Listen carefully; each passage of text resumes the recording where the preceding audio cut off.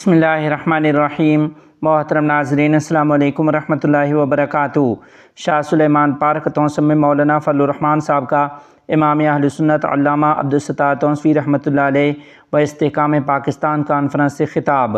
تفصیلات کے مطابق شاہ سلیمان پارک توسم میں گزشتہ رات منعقدہ امام اہل سنت علامہ عبدالستار تونسوی و استحکام پاکستان کانفرنس سے خطاب کرتے ہوئے جمعیت علماء اسلام کے سربراہ حضرت مولانا فضل الرحمان صاحب نے کہا کہ حضرت علامہ مولانا عبدالستار تونسوی رحمۃ اللہ علیہ ہماری تابندہ تاریخ کا حصہ ہیں۔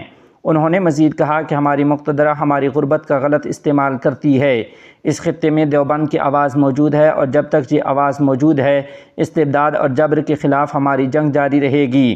قائد جمعیت مولانا فضل الرحمان صاحب نے کہا کہ پختہ عقیدہ اور نظریہ ہماری آزادی کی ضمانت بن سکتا ہے۔ غلامی سے بغاوت ہماری شناخت ہے اور یہ خطہ اس بغاوت کی علامت بننا چاہیے۔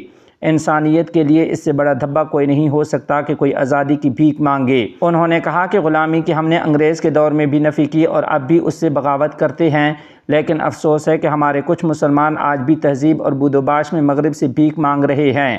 حقیقت یہ ہے کہ ہمارے آبا و اجداد نے اس سے بغاوت کی تھی۔ مولانا فضل الرحمان صاحب نے بین الاقوامی حالات پہ بات کرتے ہوئے کہا کہ آج اسلامی دنیا مظلوم ہے۔ شام، عراق، لبنان بلکہ ساری ارض انبیاء آگ میں جل رہی ہے۔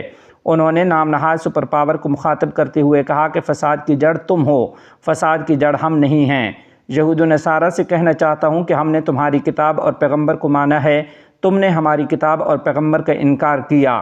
ماننے والا فساد کا سبب نہیں ہوتا بلکہ انکار کرنے والا فساد کا سبب ہوتا ہے۔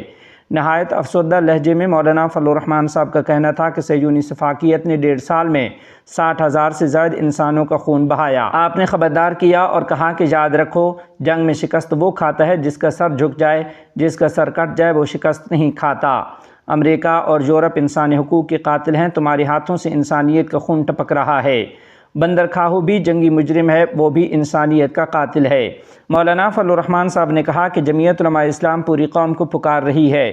تمام مکاتب فکر کو یکجا ہو کر ایک موقف طے کرنا ہوگا۔ 1 ہفتے کے اندر قومی سطح کا کنونشن اسلام آباد میں بلا کر متفقہ موقف طے کیا جائے۔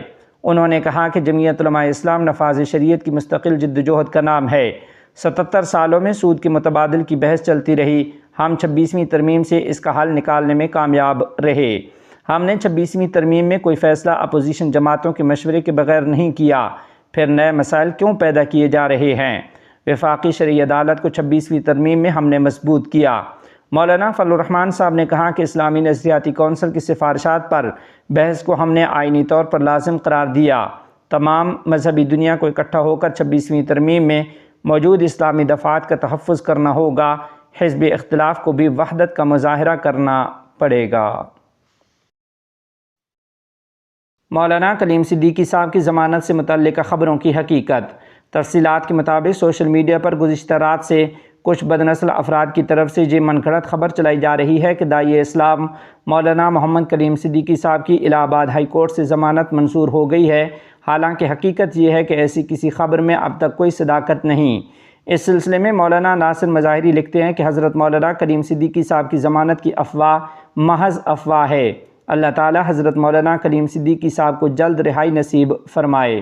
ہماری اپنی سامعین سے گزارش ہے کہ ایسی بے بنیاد خبروں پر کان دھرے بغیر حضرت مولانا کلیم صدیقی صاحب کو مسلسل اپنی دعاؤں میں یاد رکھیں۔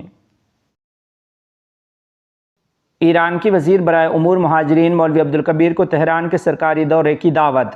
تفصیلات کے مطابق امارت اسلامیہ افغانستان کے وزیر برائے امور مہاجرین مولوی عبدالکبیر نے ایرانی وزارت خارجہ کے مشیر محمد رضا بہرامی اور ایرانی سفیر سے ملاقات کی ہے۔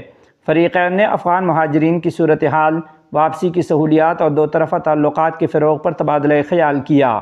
ایرانی فریق نے افغان مہاجرین کے ساتھ انسانی سلوک کرنے کا عہد کیا اور اس موقع پر مولوی عبدالکبیر حفظہ اللہ کو تہران کے سرکاری دورے کی دعوت دی ہے۔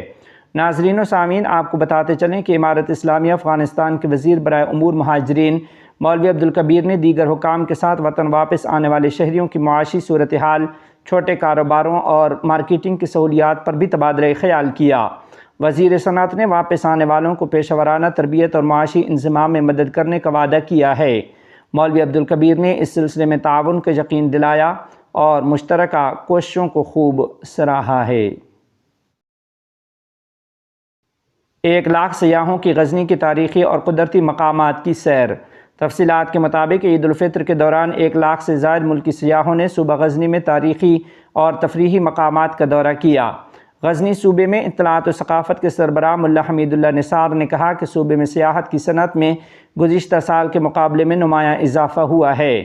ملا نثار نے BNA کو بتایا کہ گزشتہ ہفتے کے دوران بن سلطان، بن سردے، ضلع خواجہ عمری کے تفریحی مقامات اور تاریخی مقامات اور دیگر قدرتی مقامات نے سب سے زیادہ سیاحوں کو اپنی طرف متوجہ کیا۔